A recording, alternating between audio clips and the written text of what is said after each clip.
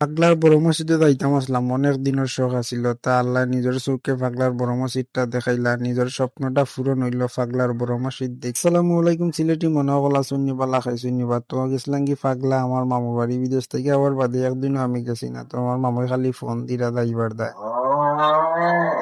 আইয়া দেখি কেন খালি সার মেলা সার মেলা, ছোট ভাই গিয়ে করি বই থাকছে মিষ্টি খাইবার দেয়, আর মিষ্টি পেলেটো যেমনি দিছ না খালি করি করি মুখ। আর আরে কইলাম রে ভাই তুই করিস না, আসলে মানুষ ডরাই দিব। তো হইলো পাগলার বড় মসজিদ। আসলে আমার অনেক স্বপ্ন আছিল বিদেশ থেকে খালি কইতাম যে পাগলার বড় মসজিদ দেশে আবার বাদে আল্লাহ আমার আশাটা পূরণ করলা। আর পাগলার বড় মসজিদ দেখার দায় অনেক জায়গা থেকে বিভিন্ন মানুষে থাকে, হিন্দু মুসলিম সব জ্ঞাতির মানুষই পাগলার বড় মসজিদ দেখার দায়। কথা ছিল শুক্রবারে যাওয়ার, কিন্তু শুক্রবারে যাইতে পারছি না, বার ছাড়া গেছি কি তো মানুষ সময় কম আইছে, আইলেও তার বাদে অনেক মানুষ আর যারা পাগলার বড় মসজিদ দেখার দেয় খুব ইচ্ছুক তারা পাগলা আইবা আইয়া পাগলার বড় মসজিদ কইলে সবাই চিনিয়ে দিব। আর পাগলা বড় মসজিদ নাবে এই জায়গাখান অনেক জনপ্রিয়, চলে অনেক জনের টাকা পয়সা আছে, কিন্তু এরকম একটা মসজিদ দেখার মতো সামর্থ্য নাই। অনেক মানুষ বিদেশ থেকে আফসোস করে মোবাইলের মাধ্যমে দেখা কি তৈব, যদি বাস্তব জীবনে না দেখতে পারো। আমি বাস্তব জীবনে দেখে আমার কাছে অনেক ভালো লাগছে, আর মনটা অনেক শান্তি আইছে, অনেক শান্তি পাইলাম। আর ভিডিওটা সবাই